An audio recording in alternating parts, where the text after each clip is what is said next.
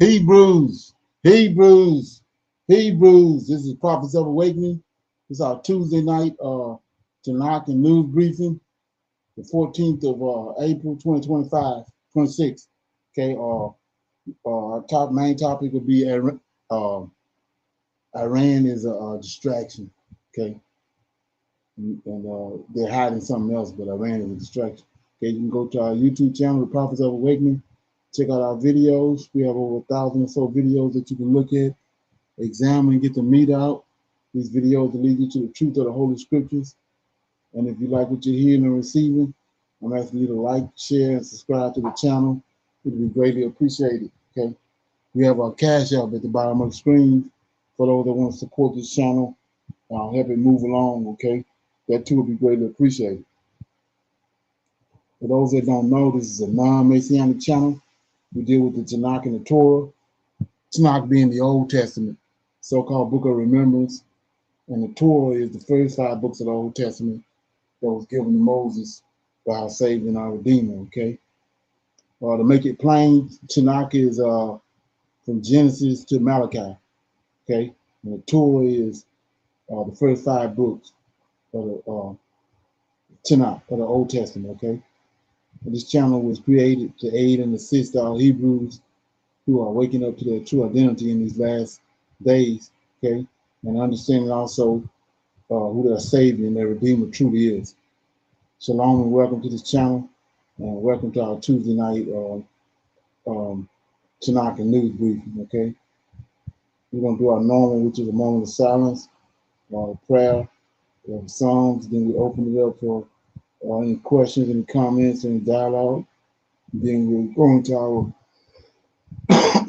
to our Tuesday night Tanakh and news briefing. Okay, we have a series of current events that happen, and we will be linking them to end time prophecies and linking them to the Tanakh.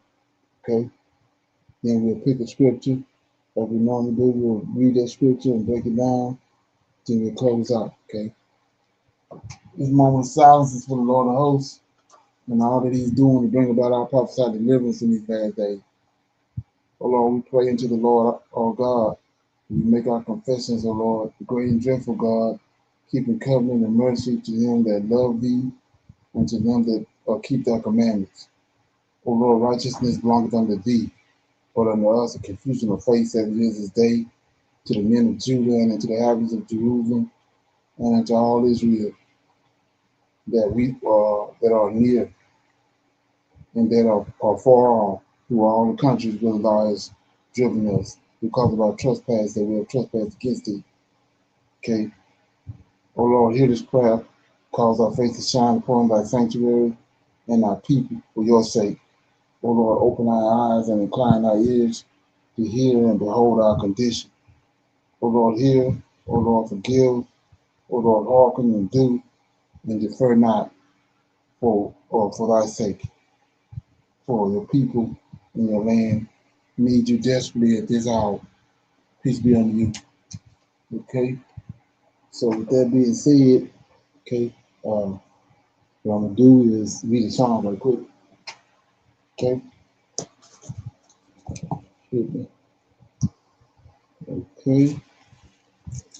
What I'm gonna do is I'm gonna read Psalms 1. Okay. Blessed are the righteous. Blessed is the man that walketh not in the counsel of the ungodly, nor standeth in the way of sinners, nor sitteth in the seat of the scornful. But his delight is in the law of the Lord, and in his law doeth he meditate day and night. And he shall be like a tree planted by the rivers of water, that bringeth forth his fruit in his season. His leaves also shall not wither, and whatsoever he doeth shall prosper. The ungodly are not so, but are like chaff which the wind driveth away. Therefore, the ungodly shall not stand in judgment, nor sinners in the congregation of the righteous. For the Lord knoweth the way of the righteous, but the way of the ungodly shall perish. Okay, so that was to me that was a proclamation right here for the things to come verses 4, 5, and 6. It says, "The ungodly are not so, but are like the chaff which the wind driveth away. Therefore, the ungodly shall not stand in judgment, nor sinners in the congregation of the righteous. For the Lord knoweth the way of the righteous, but the way of the ungodly shall perish." So keep that in mind. Okay? You got anything on that? Okay. So with that being said, being like I said, we're on a different format tonight. I'm going to open up for any questions, any comments, any dialogue, or any testimonies before we get started, before we get into our Tanak and news brief. Any questions, any comments, anything you got that you want to discuss or talk about that you heard on this line or you came across in the research? Right, yes, sir. Shalom, Brother Leonard. Shalom, everybody. Brother Leonard, in Isaiah 22, in verse 20, well, it's verses 20 through 25, but we was reading these chapters a while ago, probably like 2 weeks ago. I think we was on these chapters, and where it's talking about Eliakim though, the son of Hilkiah. Okay. And I was asking, so when I read these verses, well, I'm gonna read them and then ask my question, Brother Leonard. Or I really just need you to break it down. I don't even got nothing to say after I read them. It says, and this is Isaiah 22 verses 20 through 25, and it says, "And it shall come to pass in that day that I will call my servant Eliakim, the son of Hilkiah, and I will clothe him with thy robe and strengthen him with thy girdle, and I will commit thy government into his hand, and he shall be a father to the inhabitants of Jerusalem and to the house of Judah." Excuse me, "into the house of Judah, and the key of that house of David will I lay upon his shoulder, so he shall open and none shall shut, and he shall shut and none shall open.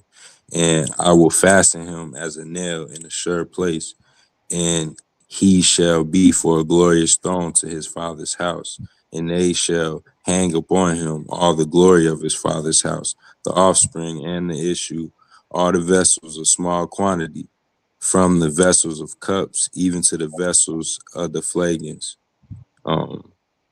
Verse 25, last verse, sir.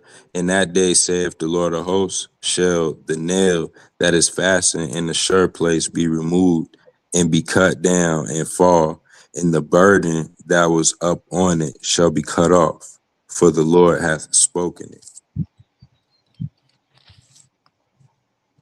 Okay. Yeah, from my understanding, is the root bill, and then the last verse that you just read is the 70 years are up, and it's whoever it is that's in Jerusalem that's uh, perpetrating the fraud to be the ruler in the house in Israel. He says uh, he's gonna loose it, get rid of it.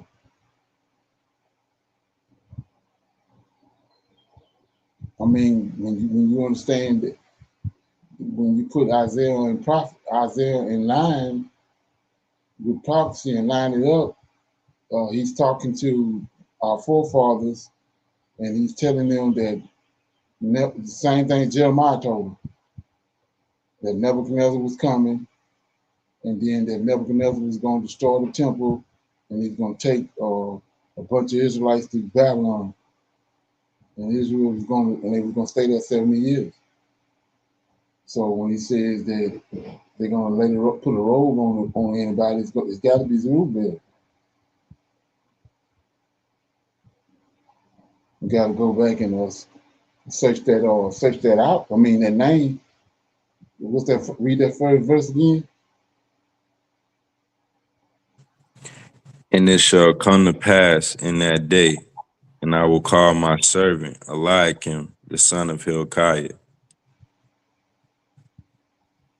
Right. Yeah. Find out who that is. I mean, because from me, my understanding of that, understanding who the prophet is in the timeline, he's saying he's going to bring somebody and clothe them. It's got to be the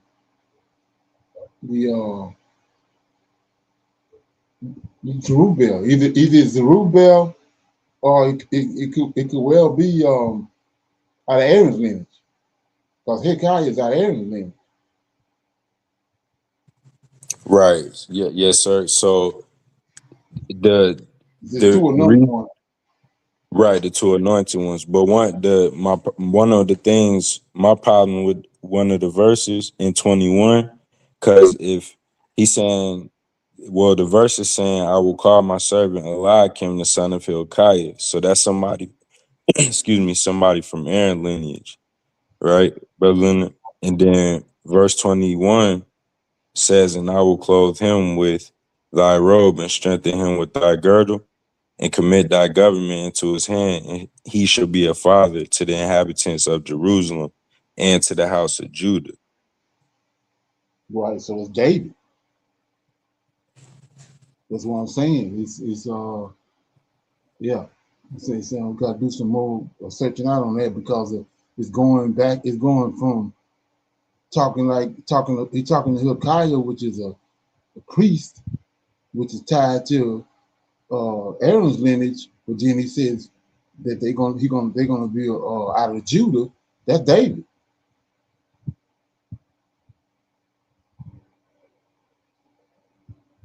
Right, yes, sir. Because when I got three verses for him, but they not excuse me, where it says that he'll what's it, Eliakim? And it What says, what chapter is that? I'm gonna look at it tonight. What chapter yes, is that? sir. 2 Kings 18. Okay. And we got 2 Kings 18, Isaiah 36. No, what's the verses you read?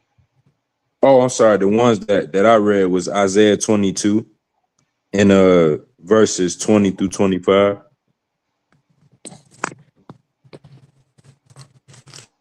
Okay, you gonna read these verses you just brought up? Yes, sir. So it says, um, 2 Kings 18. yes, sir, 2 Kings 18. What does it say? And so it says in the I'm gonna start 17, brother. And Okay. it says, and the king of Assyria sent Tartan and okay, hold on, these names. Sent Tartan and Rabsaris and Rabshak from Lachish to King Hezekiah with the great host against Jerusalem. And they went up and came to Jerusalem. And when they were come up, they came and stood by the conduit of the upper pool, which is in the highway of the fuller's field. And when they had called to the king, there came out to them Eliakim, the son of Hilkiah, which was over the household, and Shebna the scribe, and Joah the son of Asaph the recorder. That's the guy right there. Right, yes, sir. Okay. You keep going. Um, and Rabshak said unto them, speak ye now to Hezekiah. Thus saith the great king, the king of Assyria, what confidence is this wherein thou trustest? Thou sayest, but they are but vain words. I have counsel and strength for the war. Now on whom doest that thou rebellest against me? Now behold, thou trusteth Thou trustest upon the staff of this bruised reed, even upon Egypt, on which if a man lean on, it will go into his hand and pierce it. So is Pharaoh, the king of Egypt, unto all that trust on him. But if you say unto me, we trust in the Lord our God, is not that he whose high places and whose altar Hezekiah hath taken away, and have said to Judah and Jerusalem, you shall worship before this altar in Jerusalem? Now therefore, I pray thee, give pledges to my lord, the king of Assyria, and I will deliver, and I will deliver thee 2,000 horses, if thou be able on thy part to set riders upon them. How then wilt thou turn away the face of one captain of the least of my master's servants, and put thy trust on Egypt for chariots and for horsemen? Am I now come up without the Lord against this place to destroy it? The Lord said to me, go up against this land and destroy it. Then said Eliakim, the son of Hilkiah, and Shebna, and Joah, unto Rabshak, speak, I pray thee, to thy servants in the Syrian language, for we understand it, and talk not with us in the Hebrews language, in the ears of the people that are on the wall. But Rabshak said unto them, hath my master sent me to thy master and to thee to speak these words? Hath not sent me to the men which sit on the wall, that they may eat their own dung and drink their own piss with you. Then Rabshak stood and cried with a loud voice in the Hebrew language, and spake, saying, hear the word of the great king, the king of Assyria. Thus saith the king, let not Hezekiah deceive you, for he shall not be able to deliver you out of his hand. Neither let Hezekiah make you trust in the Lord, saying, the Lord will surely deliver us, and this city shall not be delivered into the hand of the king of Assyria. Hearken not to Hezekiah, for thus saith the king of Assyria, make an agreement with me by a present, and come out to me, and then eat ye every man of his own vine, and every one his fig tree, and drink ye every one the waters of his cistern, until I come and take you away to a land like your own land, a land of corn and wine, a land of bread and vineyards, a land of oil, a land of oil, olives and honey, that you may live and not die. And hearken not unto Hezekiah when he persuadeth you, saying, the Lord will deliver us. Let me keep going, Brother Leonard. Yeah. Okay. And this is so verse 33 of chapter 18. And it says, have any of the gods of the nations at all of this land have any of the gods of the nations delivered at all his land out of the hand of the king of Assyria? What are the gods of Hamath and of Arpad? Where are the gods of Shapharim, Hena, and Iva? Have they delivered Samaria out of my hand? Who are they among all the gods of the countries that have delivered their country out of my hand, that the Lord should deliver Jerusalem out of my hand? But the people held their peace and answer him not a word, for the king's commandment was, saying, answer him not. Then came Eliakim, the son of Hilkiah, which was over the household, and Shebna the scribe, and Joah the son of Asaph the recorder, to Hezekiah with their clothes rent, and told him the words of Rabshakeh. And that's the end of chapter of 2 Kings chapter 18. What 19 say? 1. 19:1 says, and it came to pass when King Hezekiah heard it, that he rent his clothes and covered himself with sackcloth and went into the house of the Lord. Keep going. Yes, sir. And went into the house of the Lord, and he sent Eliakim, which was over the household, and Shebna the scribe, and the elders of the priests, covered with sackcloth, to Isaiah the prophet, the son of Amos. And they said unto him, thus saith Hezekiah, this day is a day of trouble and of rebuke and blasphemy, for the children are come to the birth, and there is not strength to bring forth. It may be the Lord thy God will hear all the words of Rabshakeh, whom the king of Assyria, his master, has sent to reproach the living God, and will reprove the words which the Lord thy God hath heard. Wherefore, lift up thy prayer for the remnant that are left. So the servants of King Hezekiah came to Isaiah, and Isaiah said unto them, thus shall you say to your master, Thus saith the Lord, be not afraid of the words which thou hast heard, with which the servants of the king of Assyria have blasphemed me. Behold, I will send a blast upon him, and he shall hear a rumor, and shall return to his land, and I will cause him to fall by the sword in his land.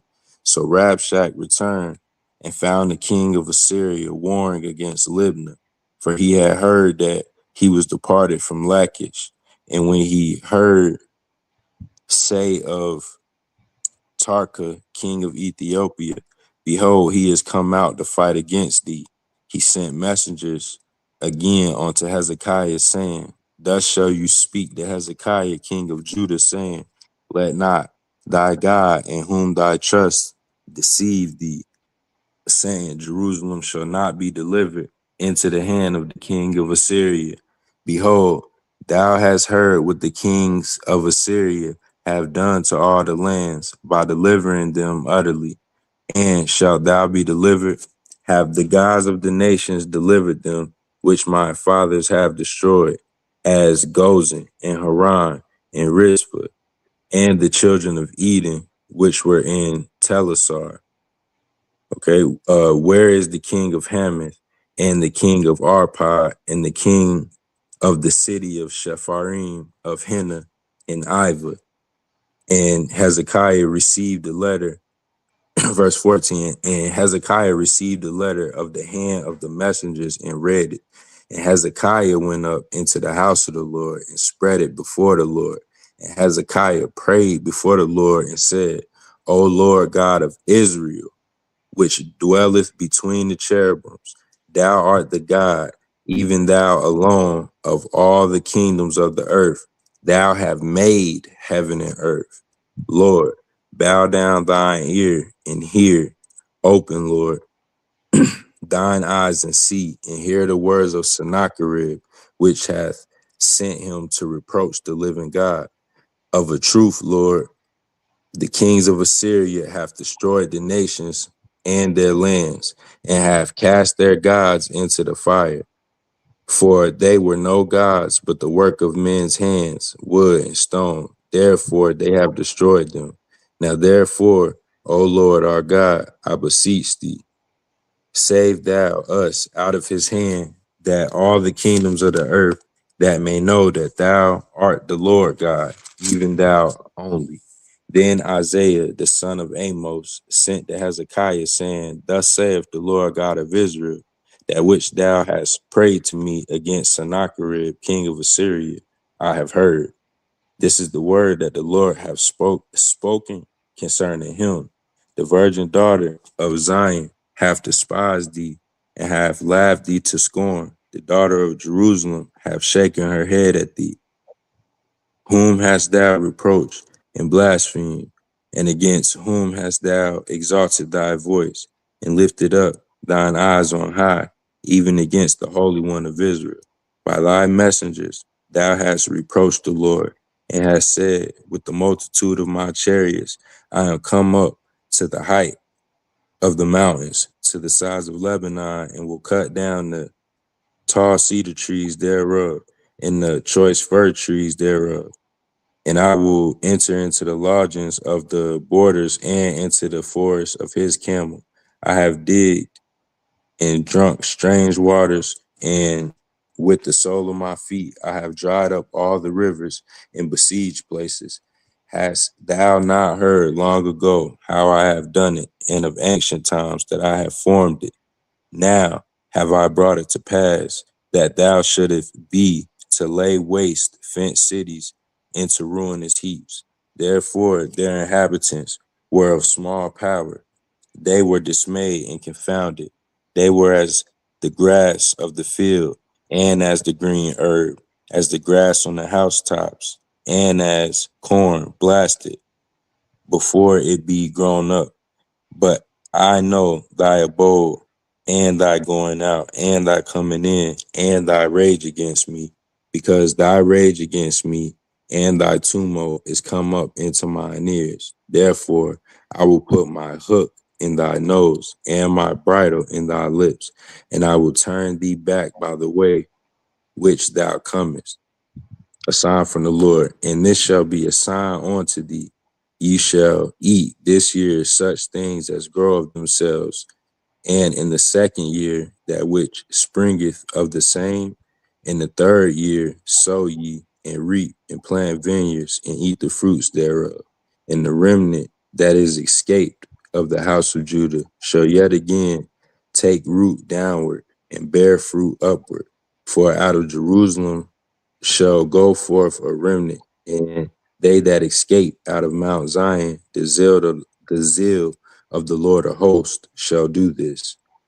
Therefore, thus saith the Lord concerning the king of Assyria, he shall not come into this city, nor shoot an arrow here, nor come before it with shield, nor cast a bank against it. By the way that which he came, he shall the same shall he return, and shall not come into the city, saith the Lord. For I will defend this city to save it for my sake and for my servant David's sake. And it shall come to pass that night that the angel of the Lord went out and smote the camp of the Assyrians, and 185,000. And they arose early in the morning, and behold, they were all dead corpses. So Sennacherib, the king of Assyria, departed and went and returned, and dwelt in Nineveh. And it came to pass, as he was worshiping in the house of Nisroch, his god, that Adramelech and Sharezer, his sons, smote him with the sword, and they escaped into the land of Armenia. And Esarhaddon, his son, reigned in his stead. And that was chapter 19, Brother Leonard. And chapter 20 is when So that was Hezekiah gets sick. so that was the answer right there. You had the king of Assyria came to Israel, Mm-hmm. and this guy that you mentioned in Isaiah chapter let me see, Isaiah, I wrote it down. Oh, Isaiah 22. Yeah, 22 verse 1. What 22 and 20? What 20 say? 20 says, and it shall come to pass in that day that I will call my servant Eliakim, the son of Hilkiah. There it is. So what we reading right here is a prophecy, and when you get to Second Kings, it came to pass. It was fulfilled. And Mm. so what happened was Isaiah. I mean, this king, this guy, he's the captain of the host for the Assyrians, for the king of Assyria. He came and he started talking, right? But he started talking in the Hebrew language, boasting. And when you understand that the God of Israel is there, he hearing. The Israelites are there on the wall and all that, but the God of Israel is there too. So this guy that we just read about in 22, Isaiah 22 and 20, he told them, don't talk to the men in Hebrew, talk to them in the Syrian language. So he was saying that because he's saying that, you know, you defaming our God. If you're gonna do that, defame him in the Syrian language. And he said, no, you're gonna talk to him in the Hebrew language. So that's where he sealed his faith in. So when he did that, the son of Hilkiah went to Hezekiah and told him what he said. Then Hezekiah sent the son of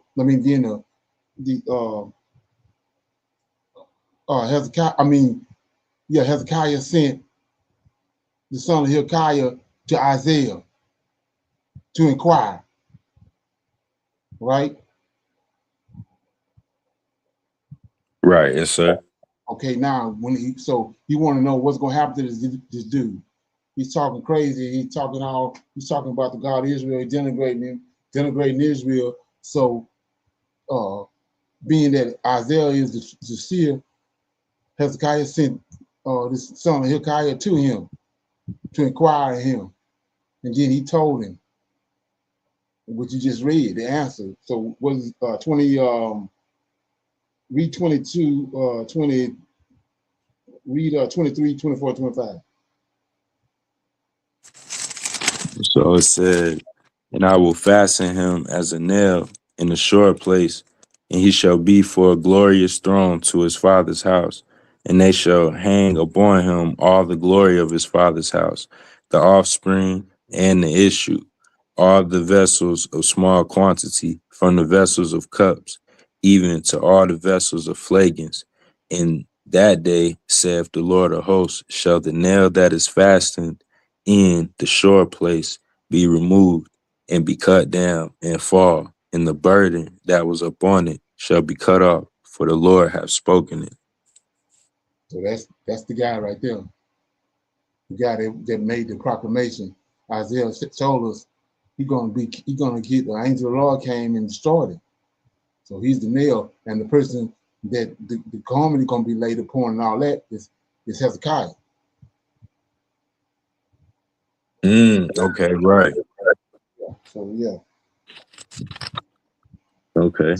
So Isaiah 22, verse 25, 20 through 25 is a prophecy, and it came to pass in 2 Kings, chapter 18, 19. Yes, sir. Okay. Yeah. Okay.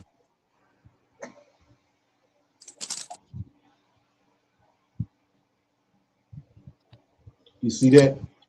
Right, yes, sir. That make a lot more sense, because when I came across it, I was confused. Right. Yeah. It's three people at play. You got the Lord of Hosts. You got Hilkiah. You got the guy son, whatever his name, son of Hilkiah, and then you got Isaiah. Those are the players in that story. And the guy from the Lord of Hosts for the Syrians came and made an announcement that he's going to destroy Jerusalem. Then Hilkiah's son went and told Hezekiah what he said. Then the only thing that's fitting and proper, if you're a righteous king, you got to go inquire of the priest or seer. So Hezekiah sent Hezekiah sent Hilkiah's son to go inquire from Isaiah what's going to happen to this guy. And he wanted to know, did the Lord of hosts hear what he said? Then Hezekiah sent back and told him, oh yeah, he heard what he said, and this is what I'm gonna do to him. That's the nail that was, that was removed and cut down. Okay, right. Yeah. Okay. Okay. Yeah, yes, sir. You got Makes sense. anything else? No, sir. I think my other questions I'll be able to ask when you play the clips. Okay, yeah. So I got a video I want to play right here. It's a rain is a distraction. I just want to play some of it because it's from David Icke. Okay.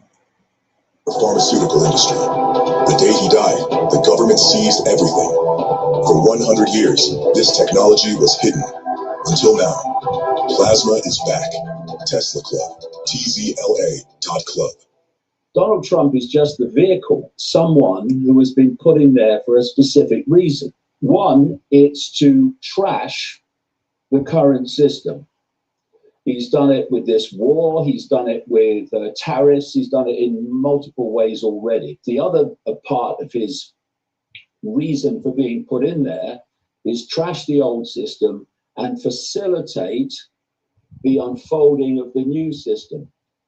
And this old system and new system are actually the creations of the same force. What I call this global cult, this global network of secret societies that plays out in our reality the agenda that's coming from another reality. It's a constant process of centralizing power. The more you centralize power, the fewer are making decisions affecting more and more and more. So countries in Europe used to make their own decisions. The tribes of Europe used to make their own decisions before that. Now it's bureaucrats in Brussels dictating to the whole of the European Union. This is what I'm talking. He said Brussels, but yeah, so the power was he talking about, the Illuminati and all that. You have to understand that's Esau. The attacks on Iran have got to be seen in that context. That's long planned. You know, when you look at Aldous Huxley and Brave New World, even you look at George Orwell in 1984, but look at Aldous Huxley, who was a real insider family, the Huxley family.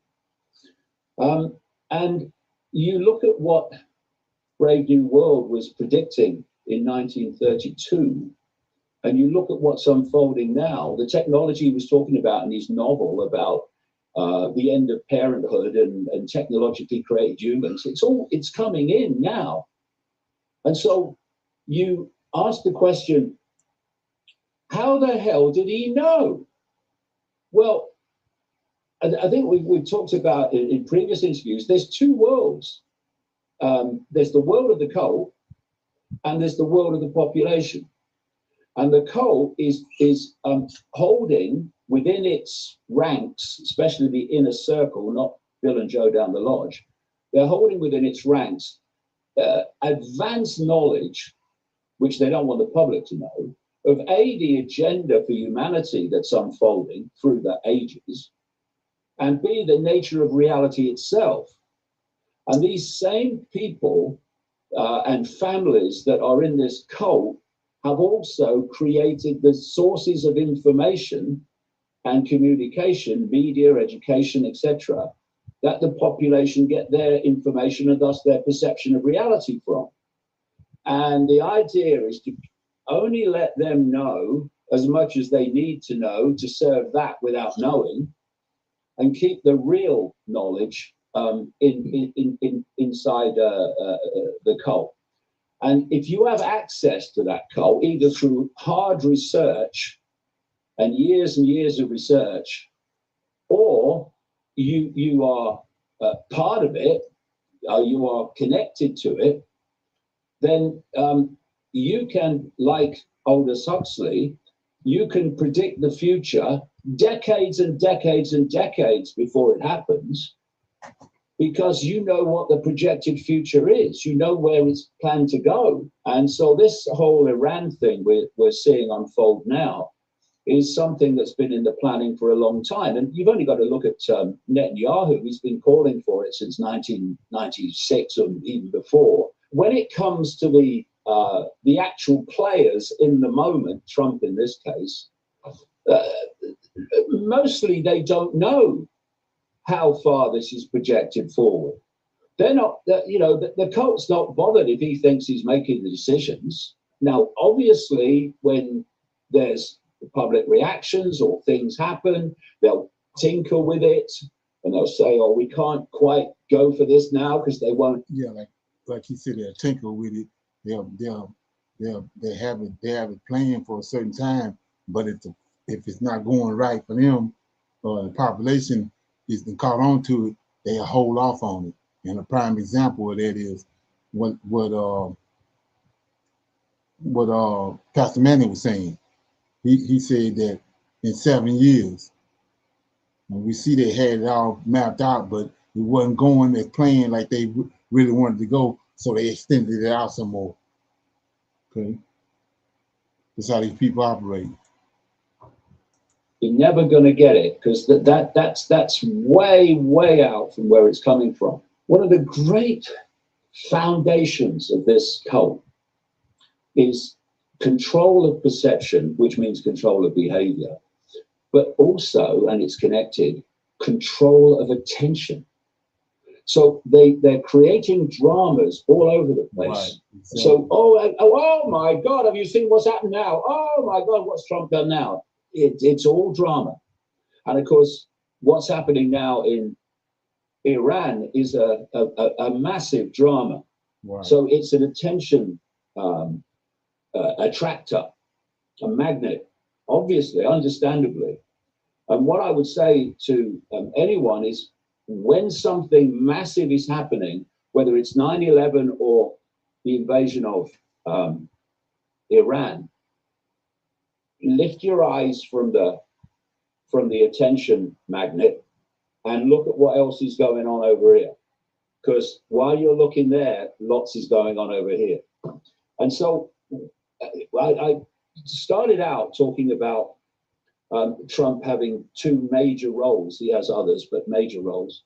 One is trashing the current system, and the other is facilitating AI coming in. Well, obviously, with what's happening in Iran and so many other things, he's trashing the system. But he's also so when he says AI is coming in, that's Israel. That's Pax Judaica, because Israel controlled the AI. Okay. facilitating the whole AI thing. And while we're focused on Iran, we're not seeing that is moving on faster and faster and faster. I noticed that, you know, Elon Musk has an opinion on everything, but he's not said anything that I've seen anyway, unless it's, you know, very recently, about Iran. Oh, it's not happening in his world. Yeah. No, because what he's been doing, what he's turned X into, and that's what it was meant to be, that's why they allowed him to buy it, along with many of the other usual suspects. He's turned it into an AI promotion, propaganda platform, constant. It's just like machine gun fire now. And the idea is that, you know, you trash the system, but you've got to bring in the new one. And what I'm seeing daily, all the time, is the ever quicker stepping stones towards that end, which is to connect the human brain to artificial intelligence. Talked about this in the previous interviews we've had. And to basically fuse AI with the human brain. So AI becomes the human mind. And I've seen Musk in the last few days celebrating the fact that there's now more than 10,000 Starlink and SpaceX satellites in orbit, with tens of thousands to come. Jeff Bezos is coming up in the background as well with this. So that's tied to the. I was talking the other day about all these robots they can purchase. So it's all tied together. That's what they're bringing in. Okay. Yeah. So if you don't know David Icke, it'd be good to go do some research on him. I talked about a couple of his books. So you just Google him, David Icke. Icke is his last name, and he got a lot of information. You got anything on that? Shalom, brother Leonard. One thing too that he just said about the AI, just that, you know, their goal is for AI will become the human mind, right? Yeah. And you know how you always talk about, you know, their plans, how they so far ahead. But that just made me think about the calculator. Like even the calculator is artificial intelligence, you know. Exactly. Right, you know, and so they've been programming us. Well, yeah, exactly. Right. Yeah, they just the plans they already have and the technology that they got, they just enhancing it. Like I said, what they were planning on doing, it wasn't quite going the way they want. But with the technology, it's getting greater. So it's just loving everything out of what they trying to do. Because like I said, they tell us in the King Alpha plan about the VMAX machines, but they got something greater than the VMAX machine now. to see to do what they're gonna do with King Arthur plan. Okay. So yeah, with that being said, we'll go ahead and go into our Tuesday night Tanak and news briefing. And like I said, the objective of this briefing is to combine Tanakh, which is the Old Testament, from Genesis to Malachi, and with current events and end time prophecies, linking them together. Okay. So our first video we got is, let me play it right quick. Okay.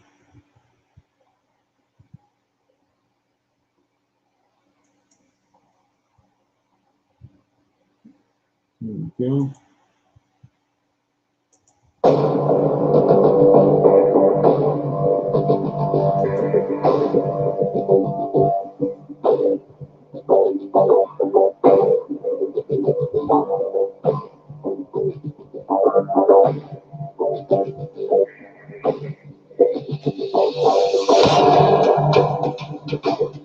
Last night, a Chinese tanker sailed straight through the Strait of Hormuz, past the U.S. Navy blockade, past Trump's warnings, past the threats of interception and seizure, and nothing happened. So, did China just expose the biggest bluff in modern military history, or is something more complicated going on?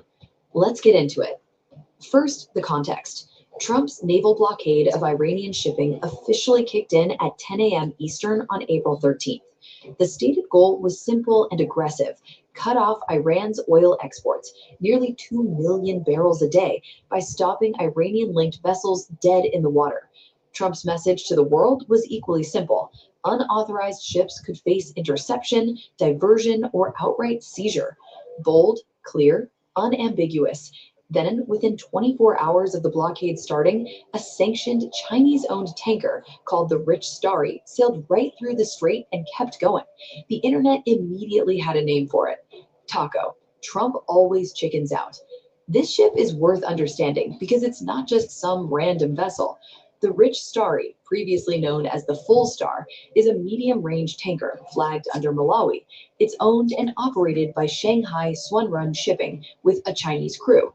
And critically, the U.S. Treasury already sanctioned this vessel back in 2023, specifically for facilitating Iranian oil exports and helping Iran evade sanctions. On April 14, 2026, it became the first vessel to successfully exit the Strait of Hormuz since the blockade began. Here's where it gets nuanced, because the full picture is more complicated than the Trump blinked headline suggests. The Rich Starry didn't leave from an Iranian port. It departed from Sharjah anchorage in the UAE. It was reportedly carrying methanol, not crude oil, and it was heading to China. When the blockade first went live, the ship actually hesitated. It turned back and went drifting near Keshem Island, joining a cluster of other vessels that reversed course entirely. It wasn't initially brazen. It tested the waters, literally and figuratively. Then, on April 14th, it moved again, completed the transit, entered the Gulf of Oman, gone.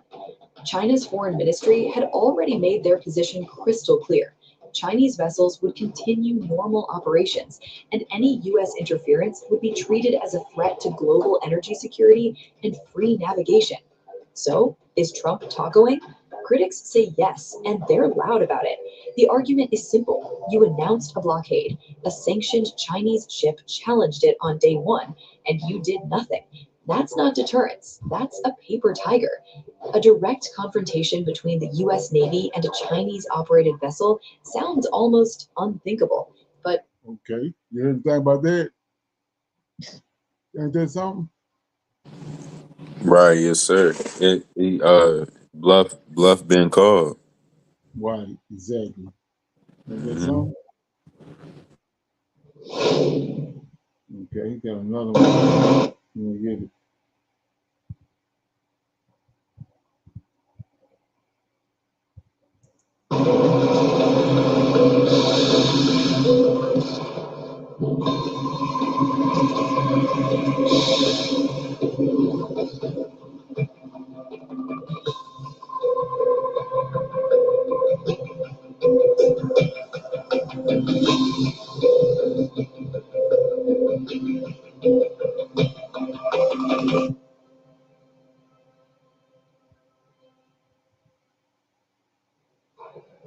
Now, the crisis in the Strait of Hormuz is sharply escalated following US President Donald Trump's announcement of a naval blockade after the collapse of peace talks in Pakistan.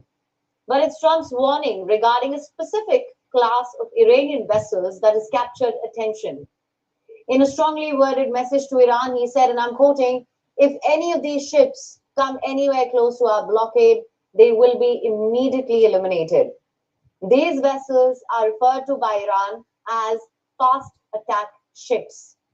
So what are these fast attack ships? And why has Trump specifically mentioned them? Find your perfect tax expert, whatever your tax situation might be.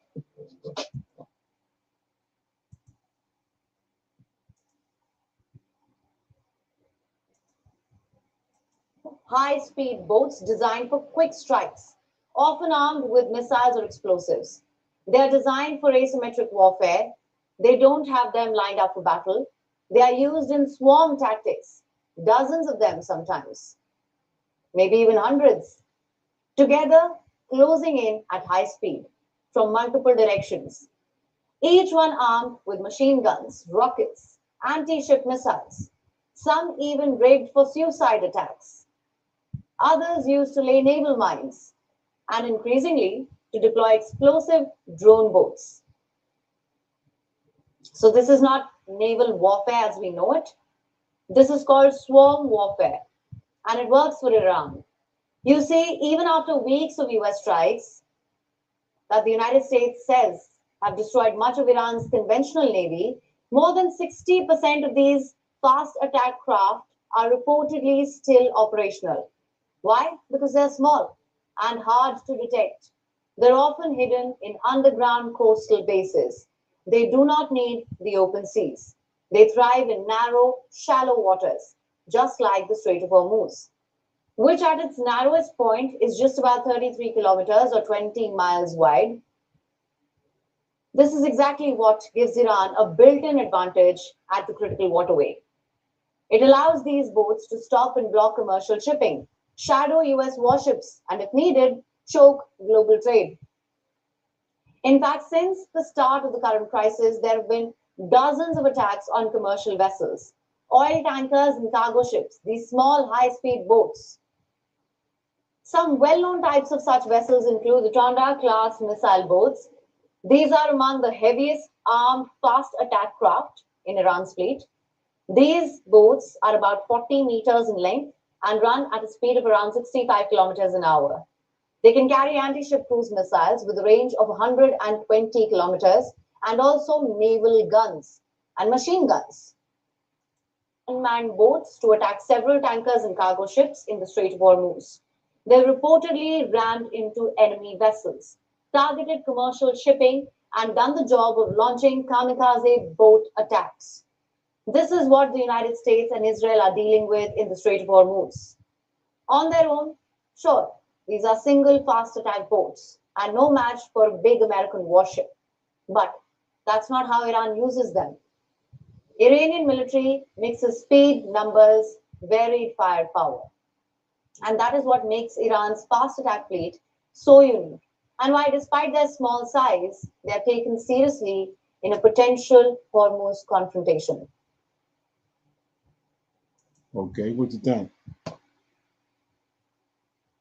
Shalom, Brother Leonard. Just to me, it sounds like militarily, Iran is just in a perfect position, like Oh yeah, right, to right. defend itself. So it, again, it just seemed like Trump sending the military to crash out. Exactly. Right. Right. So I don't know if anybody heard anything about this, but Russia didn't threaten Israel. Play that. 3 Israeli F-35s crossed into Iranian airspace at 2:47 in the morning. By the time Iranian radar operators even realized what they were looking at, the missiles were already in the air. 6 command centers, 2 radar installations, and 1 target that nobody in the Western press has talked about, a facility where Russian military advisors had been stationed for the better part of 2 years. By dawn, the Kremlin had convened an emergency session, and by noon, Dmitry Medvedev, the man Vladimir Putin keeps around precisely because he says what Putin cannot, had gone on record with something so blunt, so stripped of diplomatic language that even seasoned analysts stopped and read it twice. He said Israel should understand it can be wiped off the face of the earth, not threatened, not pressured, wiped off the face of the earth. Now, before you assume this is just another round of rhetoric in a region that runs on rhetoric, I want you to stay with me. Because what has happened in the last 72 hours is not a continuation of the conflict you think you've been watching. It is something structurally different. The rules that have governed this part of the world since the 1990s, the invisible rules, the ones never written down but understood by every military planner from Washington to Moscow, those rules have just been torn up, and the consequences are going to reach far beyond the Middle East. Let me tell you what actually happened on the ground, because the version most outlets are running buries the most important detail. Israel's strike was not simply an escalation against Iran. It was a deliberate decision to hit targets that Russia had placed under an informal but very real umbrella of protection. These were not Iranian targets that happened to have Russians nearby.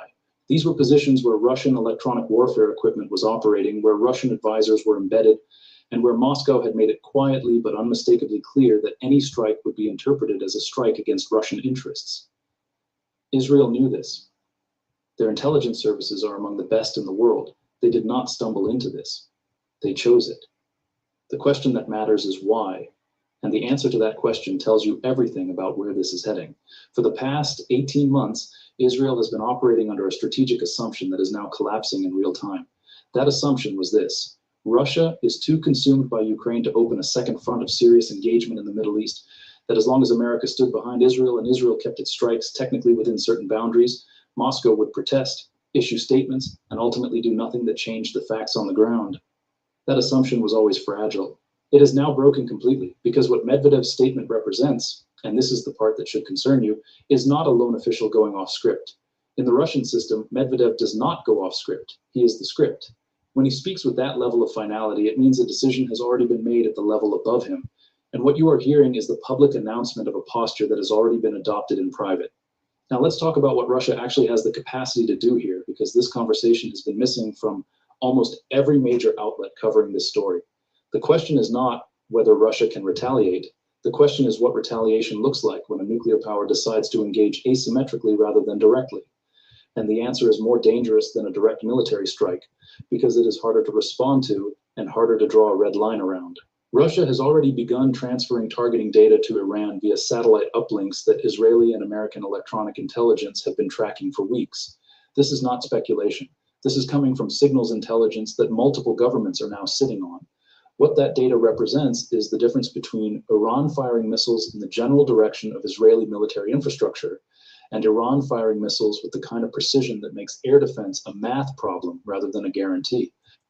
In the next few days is not a foreign policy decision in the traditional sense. It is a foundational question about what kind of commitments America is actually prepared to honor in an environment where honoring them carries a cost that previous administrations never had to seriously calculate. Trump ran on a very specific promise to the American people, that he would not spend American lives and American money on foreign wars that did not serve American interests. He also has a deep political and personal commitment to Israel. Those two things have coexisted for most of his political career because the assumption was that supporting Israel was costless, or nearly so. That assumption is now being directly challenged. If Russia continues down the path Medvedev's statement implies, progressively removing the constraints on what Iran and Hezbollah are permitted to do with Russian supplied capability, then at some point, Trump faces a moment where the cost of supporting Israel becomes very real and very visible to the American public. And the political calculation at that point becomes genuinely difficult. What is actually happening here, underneath all of the immediate tactical noise, is a test of whether the security architecture that America built in the Middle East after the Cold War can survive contact with a peer competitor that has decided the cost of challenging it is acceptable. Russia is not trying to win a war against Israel. Russia is trying to establish a precedent that there are limits to what America's allies can do without consequences, and that those limits are enforced not by American will, but by Russian capability. Okay, what do you think? It's, Russia, they moving in. They didn't threaten Tel Aviv, flat out and open. Just like with the Chinese ship right here. He just said he got a blockade and said he's gonna cut all the ships off, but he's just sitting there like tits on the board when the Chinese ship came through. Like you said, they turning out to be paper tigers so far. You got anything on that? Right, yes, sir, brother Leonard. So far, unless they got, some extreme plan, but just like some of the videos that you played and broke down about the Chinese Professor Jane, and Right. he was talking about that Russia and China have been supporting Iran in different ways, whether sending drones or oil, whatever, all the type of business they doing, and now it's not hitting no more. So I just Exactly. think that's That interesting, point. Right. right? It's that point. Check this out. democracynow.org. I'm Amy Goodman. The federal government's preparing to begin automatically registering eligible U.S. men ages 18 to 26 for the military draft pool. The U.S. hasn't had a draft since 1973, but it still maintains a registry of eligible men in case the draft is restored. The new rules around automatic military draft registration were tucked into the 2026 National Defense Authorization Act. In early March, White House Press Secretary Carolyn Leavitt did not rule out President Trump reinstating the draft itself. She was questioned by Fox News host Maria Bartiromo. Mothers out there are worried that we're going to have a draft, that they're going to see their sons get in and daughters get involved in this. What do you want to say about the president's plans for troops on the ground? As we know, it's been largely an air campaign up until now. It has been, and it will continue to be, and President Trump wisely does not remove options off of the table. We're joined now by Edward Hasbrook, organizer of the Anti-Draft Coalition, which opposes the plan for automatic registrations, calling for repeal of the Military Selective Service Act. Editor and publisher of resistors.info. He is a member of the War Resisters League and the Military Law Task Force of the National Lawyers Guild. His recent piece for Responsible Statecraft is headlined, "Even if Team Trump wanted a military draft would be a fiasco," unquote. In the 1980s, Hasbrook publicly refused to register for the draft and spent 6 months in prison.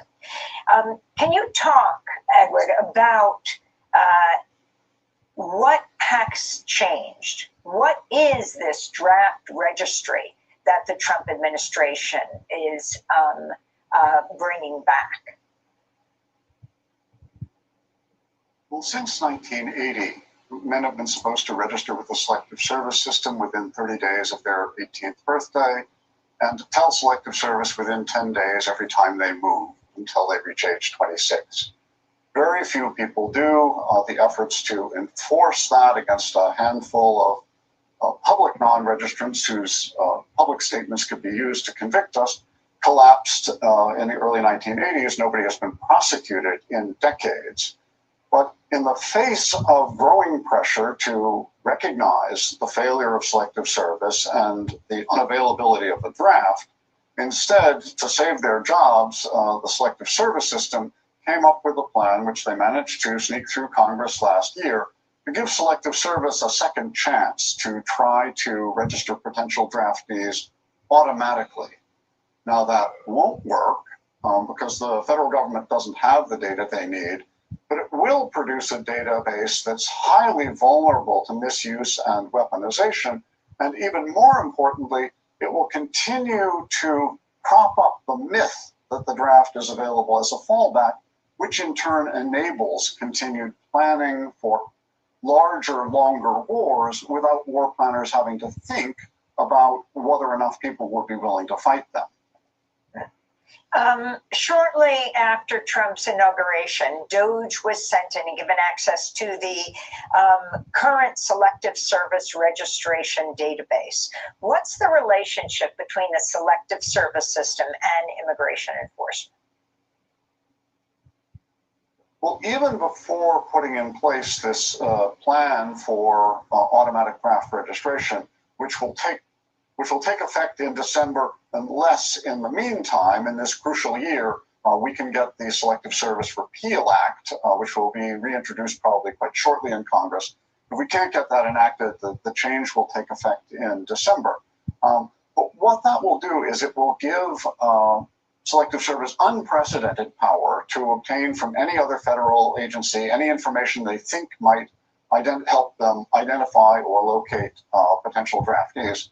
Now, even before that took effect, at the end of last year, the Selective Service did give notice that they will be turning over their existing registration list for immigration enforcement and other purposes. And once it goes to DOJ, we don't know what those other purposes are, but given the information in the database, it's particularly likely to be weaponized for other purposes against vulnerable trans and immigrant youth.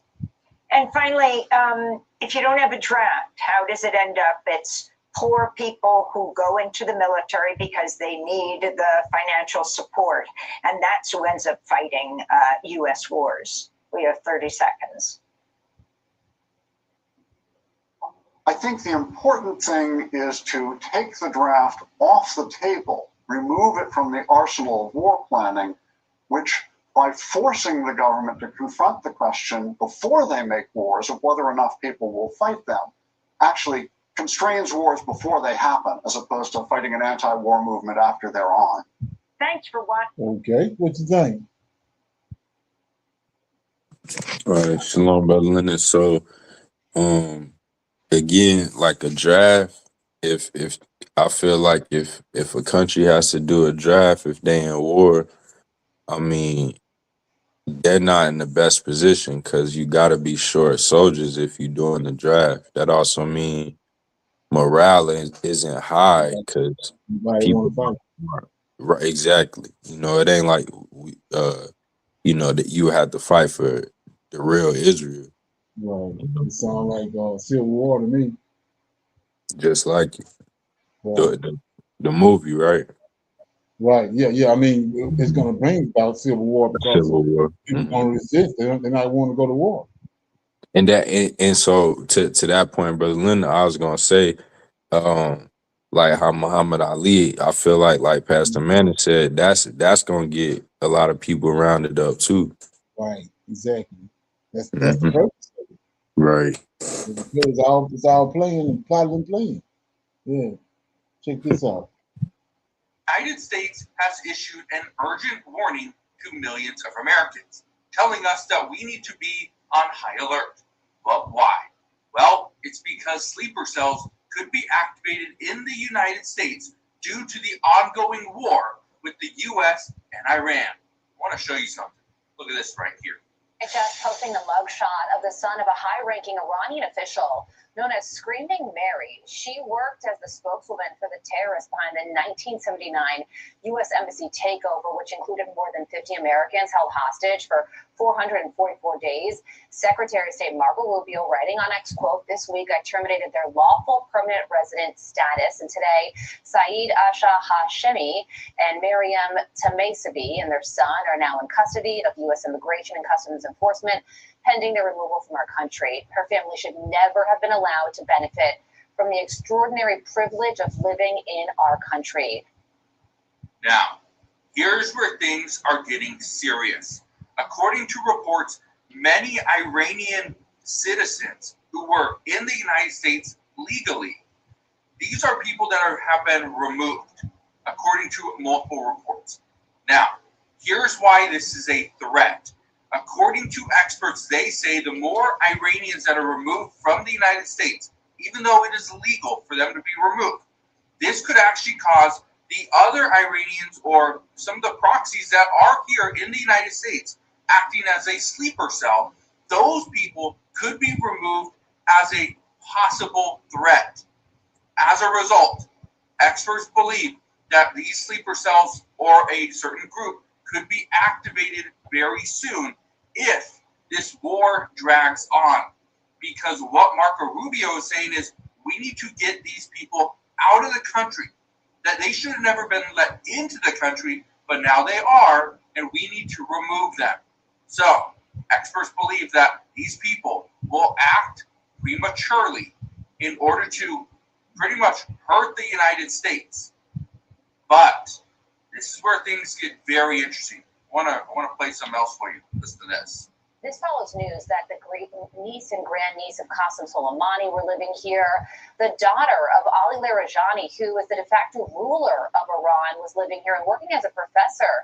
These two individuals were professors as well. And separately, there's an Iranian activist who spoke to the New York Post and said that she has been collecting evidence about these people living in the United States, benefiting from the U.S., and providing that information to the feds. And she says that there are thousands more Iranians with ties to the terrorist regime living in the U.S. And she goes on to say these people can be sleeper cells, and at the right time, they may get activated. They are really rooted in America.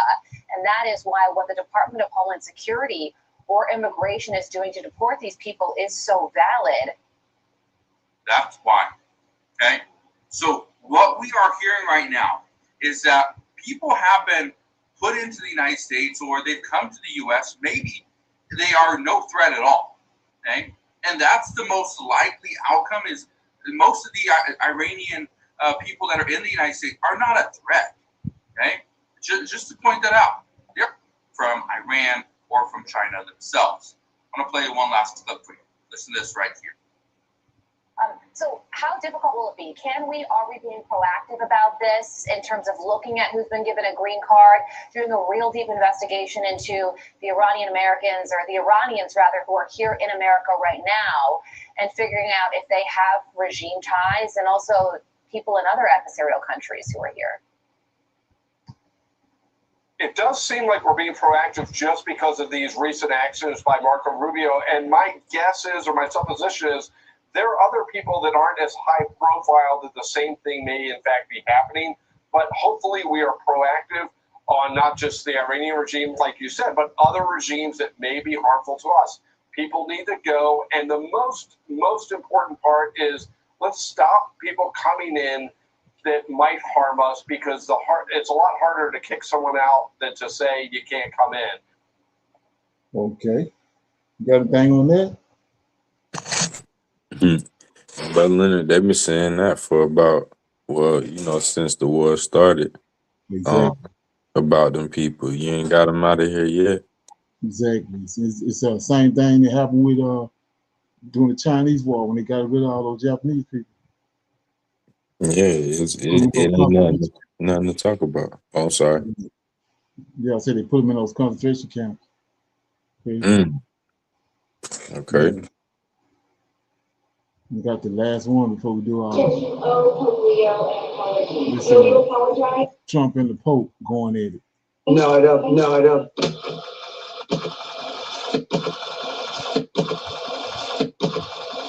I'm told that President Trump has recently stated that he would like to end the war. Hopefully he's looking for an offering. Hopefully he's looking for a way to decrease the amount of violence and bombing, which would be a significant contribution to removing the hatred that's being created, and it's increasing constantly in the Middle East and elsewhere. So I would certainly continue to give this call to all leaders of the world. Oggi, come tutti sappiamo, c'è stata anche questa minaccia contro tutto il popolo di Iran. E questo veramente non è accettabile. Qui ci sono questioni certamente di diritto internazionale, ma molto di più una questione morale per il bene del popolo completo, intero. We don't like a pope that's going to say that it's okay to have a nuclear weapon. We don't want a pope that says crime is okay in our cities. I don't like it. I'm not a big fan of Pope Leo. He's a very liberal person, and he's a man that doesn't believe in stopping crime.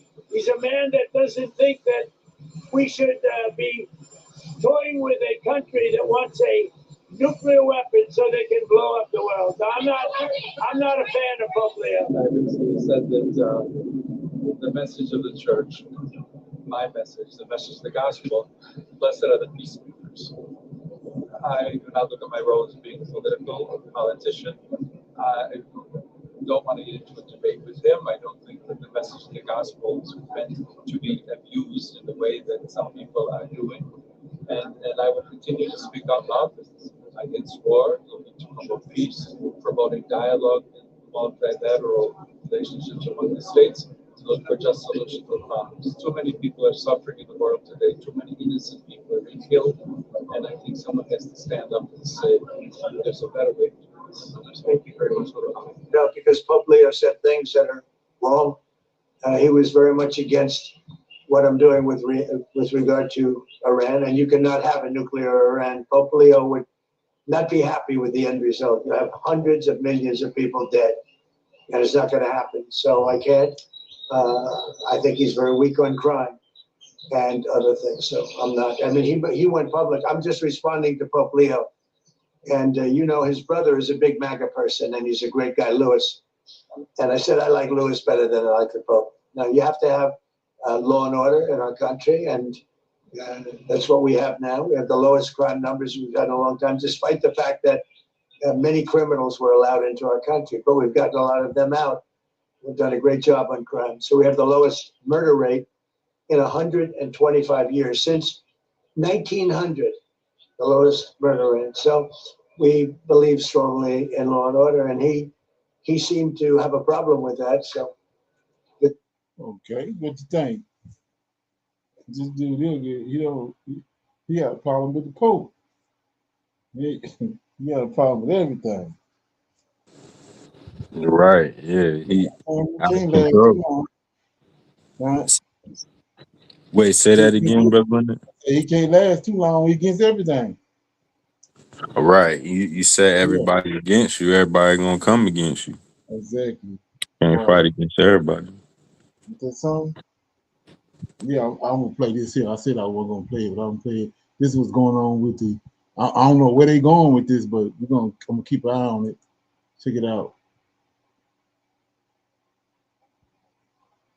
NBA players would reportedly be fleeing overseas in large numbers following explosive comments made by Jaden Ivey. Those revelations could have triggered a federal investigation, putting several players under serious scrutiny, with some potentially facing convictions or even prison time. As a result, panic would have spread across the league, pushing multiple players to leave the country amid growing uncertainty. In this video, we're going to break down what was said, the latest revelations, and what this could mean for the NBA and its future, because what's happening right now is truly shocking.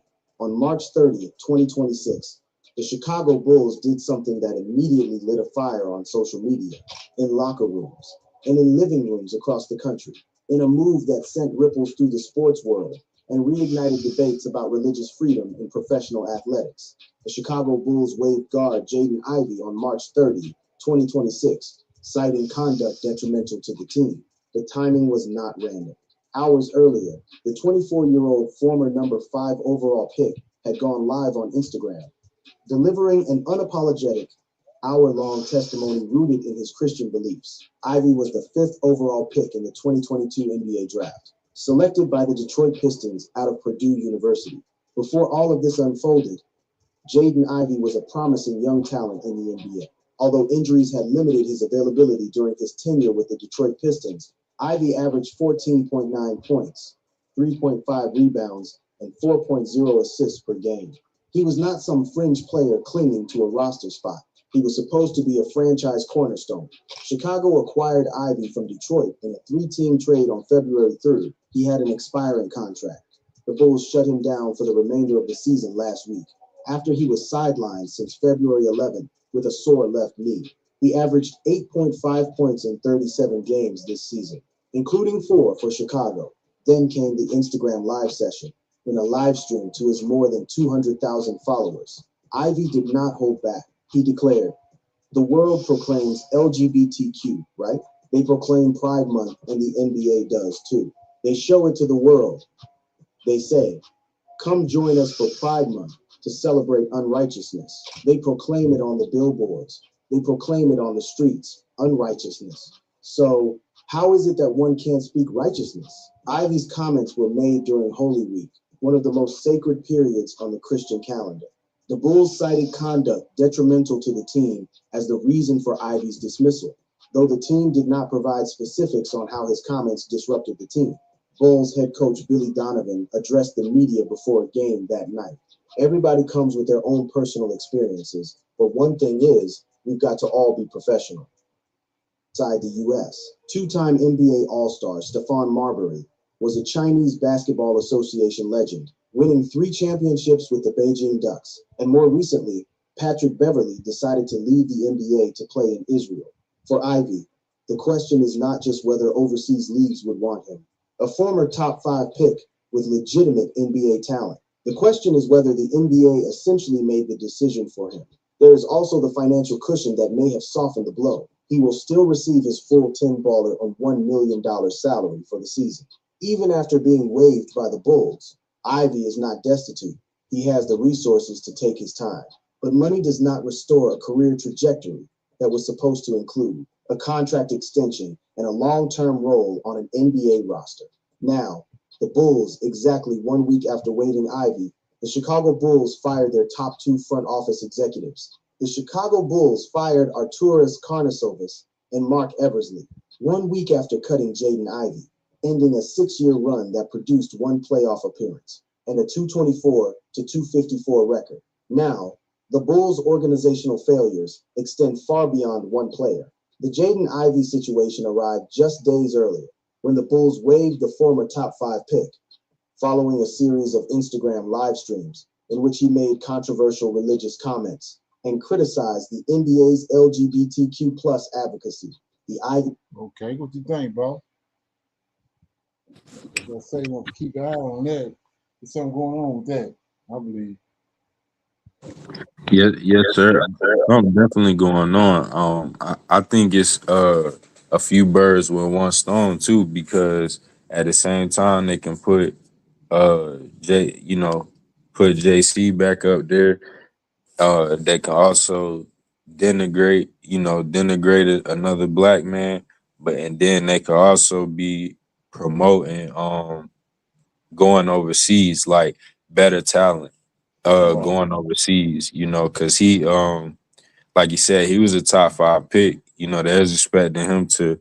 I mean, he got hurt, but he's a good player. So players that are lottery picks and things like that start going overseas, because it's a ton of players overseas, but more so gearing it towards where we going is kind of how I see what they might be using this for.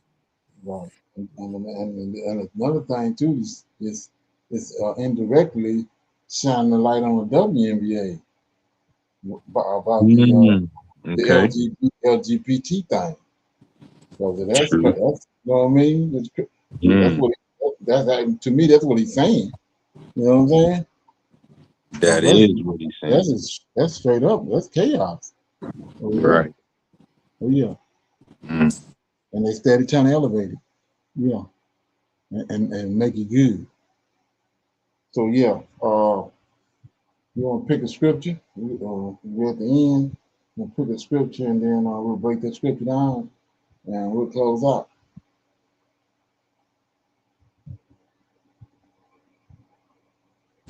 All right, yes, sir.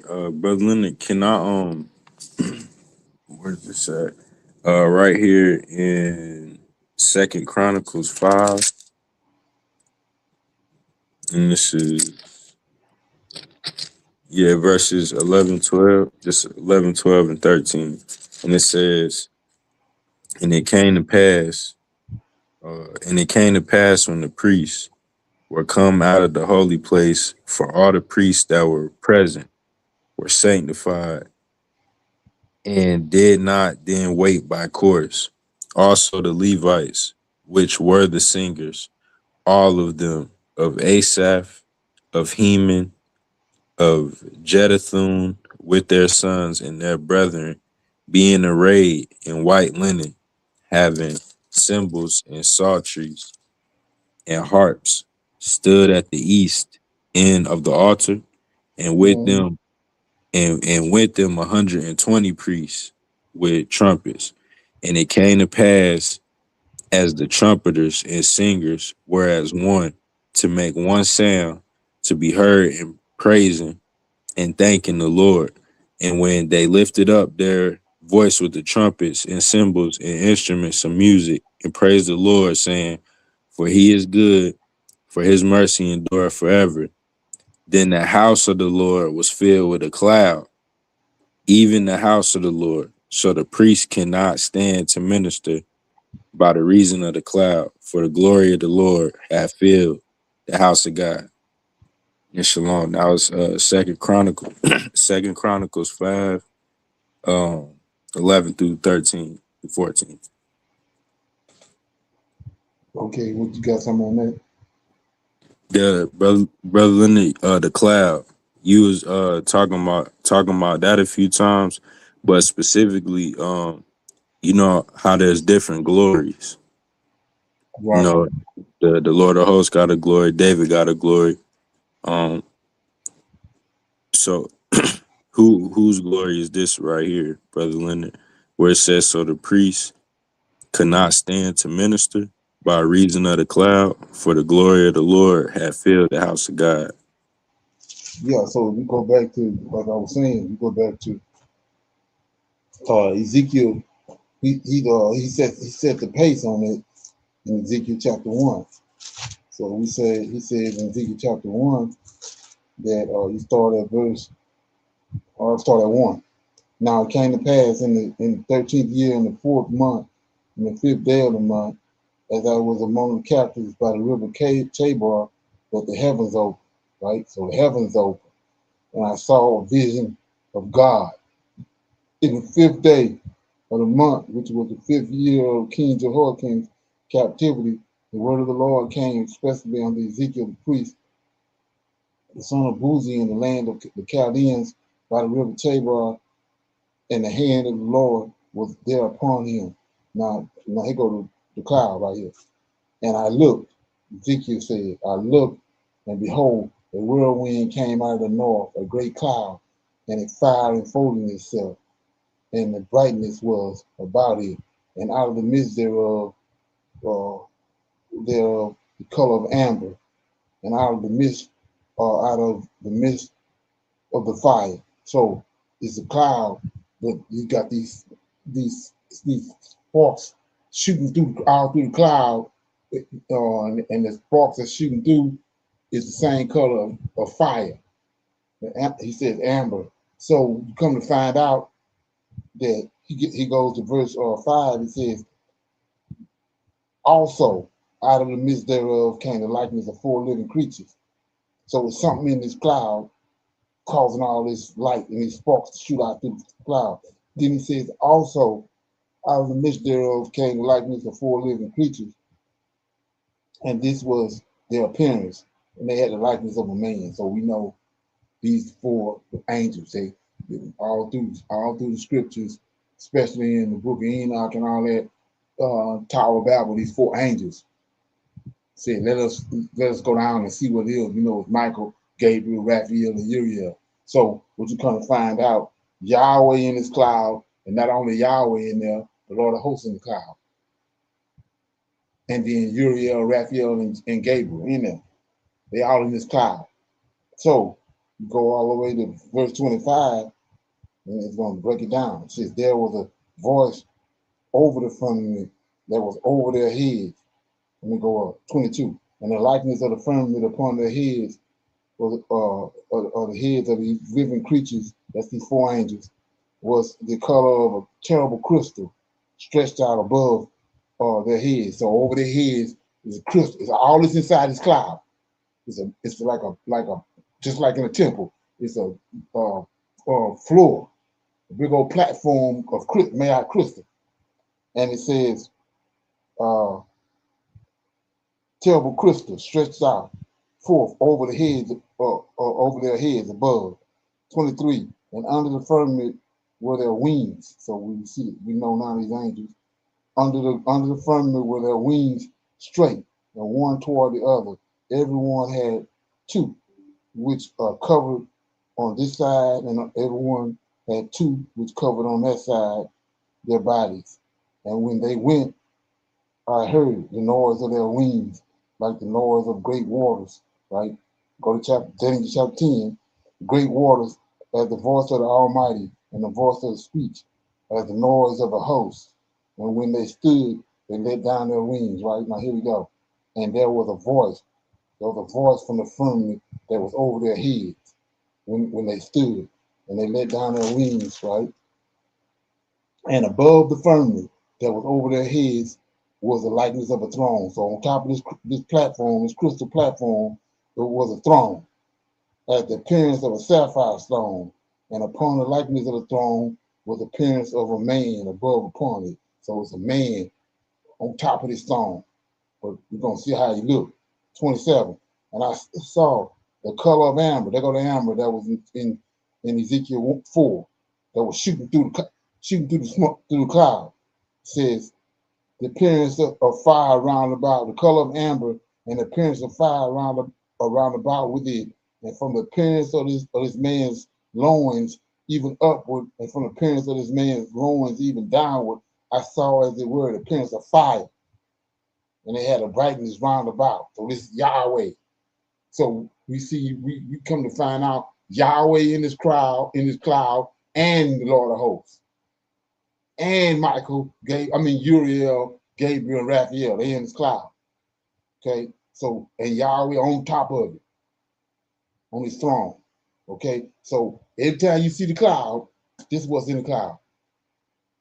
So now you can read it again what you read. Right, yes, sir. And it says, and it came to pass, as the trumpeters and singers were as one, to make one sound to be heard in praising and thanking the Lord. And when they lifted up their voice with the trumpets and cymbals and instruments of music, and praised the Lord, saying, for he is good, for his mercy endured forever. Then the house was filled with the cloud, even the house of the Lord, so that the priests could not stand to minister by reason of the cloud.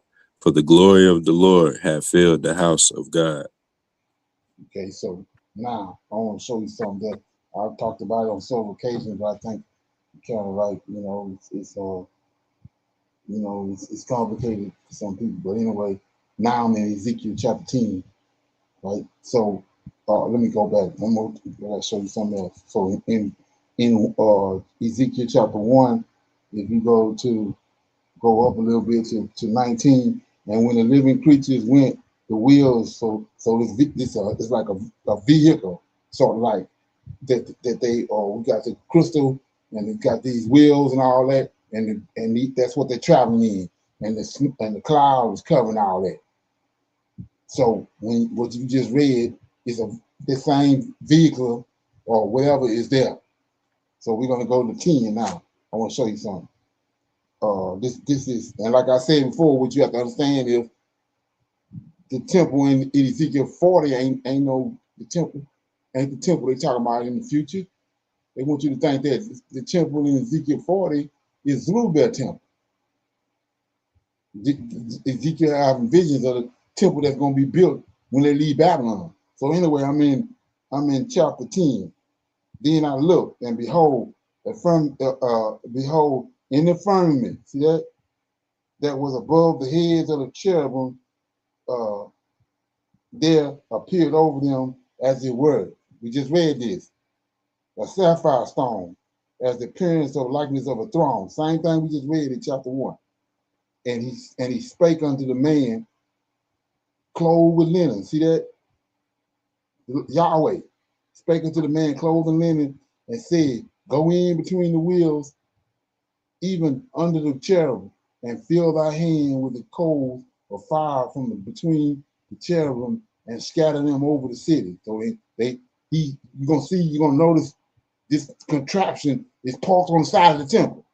So it says, and the cherubim, and he scattered them over the city, and he went in my sight. Now the cherubim stood on the right side of the house. See that? He stood on the right side of the house, the temple. He on the right side of the temple. And when the man went in, so thank what you just read. And when the man went in, and the cloud filled the inner court, like you just read. See that? Then the glory of the Lord went up from the cherubim off of the crystal. See that? Off the platform of the throne, and stood over the threshold of the house, and the house was filled with the cloud, and the court was full of the brightness of the Lord, of the Lord's glory. So now you see what glory it is. And the sound of the cherubim wings were heard even to the outer court, and the voice of the Almighty. See that? The voice of the Almighty God when He's speaking. And it came to pass that when they had commanded the man clothed in linen, saying, take the fire from between the wheels and from between the cherubim, and then he went in and stood beside the wheel. So, like I was saying, he parked on the side of it, just like your mama and came to your house. He parked on the side of your house, okay? See, and one cherubim stretched forth his hands from between the cherubim unto the fire, and between the cherubim, and he took it thereof, and he put it in the hands of him that was clothed with linen, who took it and went out. And there appeared in the cherubim in the form of a man's hand under their wings. So the same hand that writing on the wall. You got to know that. Same thing going on. And when I looked, behold, the four wheels by the cherubim, one wheel by one cherubim, and another wheel by another cherubim, and the appearance of the wheels was as the color of amber, the birthstone. And as for their appearance, they four had one likeness, as a wheel had been in the midst of a wheel. And when they went upon their four sides. They turned not as they went, but to the place whither the head looked. They followed, and they turned not as they went. So they left. They were parked on the side of the temple.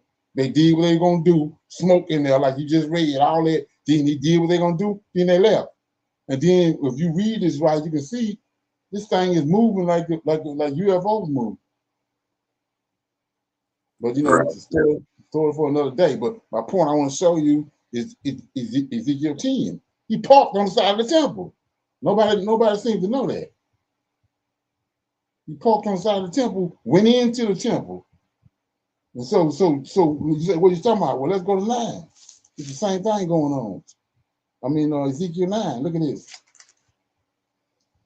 And he cried also in mine ears, cause them that have charge over the city. That's these angels that have charge over the city to draw nigh, every man with his throwing weapon in his hand, right?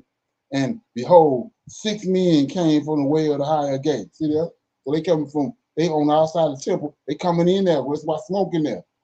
They coming to the temple. See that? And then he says, and one man among them clothed with linen, we just read all this, with a writer's winkle by his side, then went in and stood beside the brazen altar. So they coming from the contraption to the altar, to the brazen altar that's in the temple.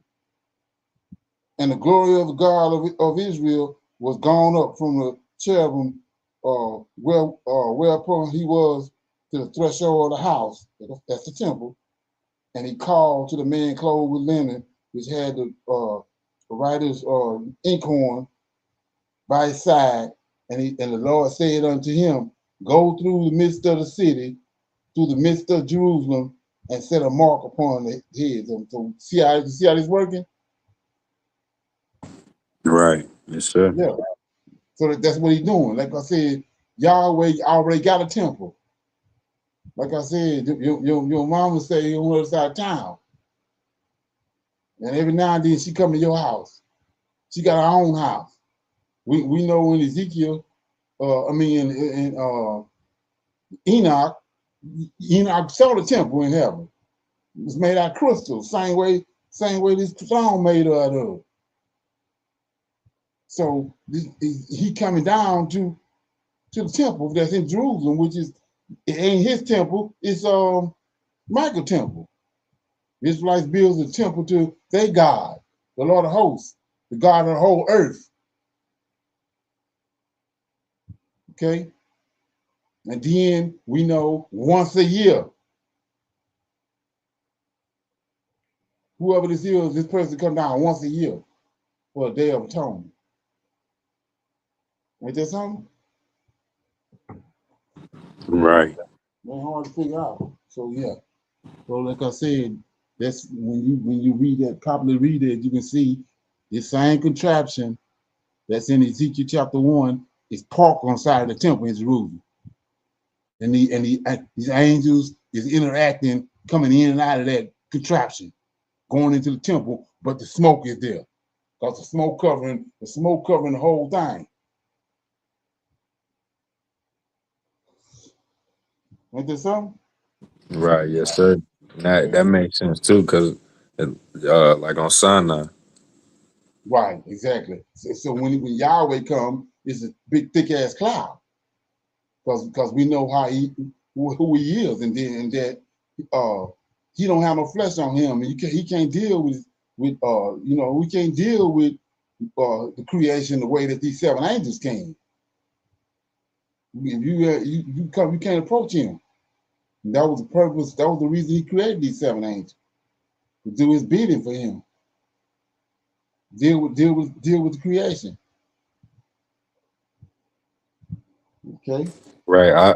Brother Leonard, I'm sorry, last question that I think people don't think about it, that the angels, they servants, Right, too, exactly. right?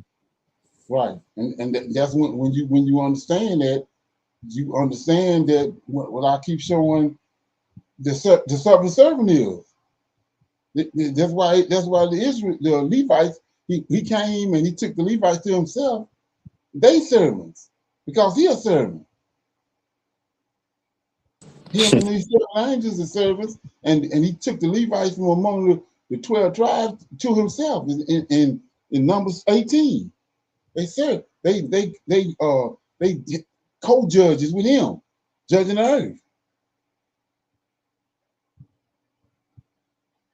And just like he got be like it say the government on his shoulders, the world on his shoulders. Well, the government is on the Israelites' shoulders. David and the house of David and Aaron and the priests. If they don't do right, the whole world going to the dogs. And if these angels don't do right, the whole thing gonna collapse. So they they working together. Co-judges. Ain't that something? Right, yes, sir. All that makes sense too. Because when the Levites go astray, Right. the angels went astray, then the priests and Levites went astray. That made us go astray. Exactly. But look what happened to the world when those 200 angels went astray. Right. And Exactly. look what happened to Israel. Look what happened to the world when Israel went astray. The Levites, priesthood.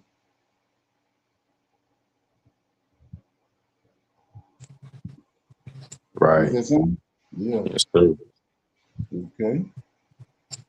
You got anything else? No, sir. Nothing else other than guys come see us on Friday. We be back here on Friday night, same time. Exactly. Ain't that something? So I'll see everybody tomorrow. We got our reading through the Tanak, where we read our 5 chapters and break them down. I'll see everybody tomorrow, 7 p.m. Central Time. Shalom, shalom, and another shalom. Shalom. I highly recommend that you get this book and you read it, because it's a must that you understand who God head is in the order that's in the Old Testament in Tanak, because it's not the same as in the New Testament. And when you read this and you get an understanding, then the scriptures open up, and then you begin to understand. So I highly recommend that you get this book. It's the Elohim of Israel, and it's a breakdown on the word Elohim and who the God of Israel is, and the Godhead.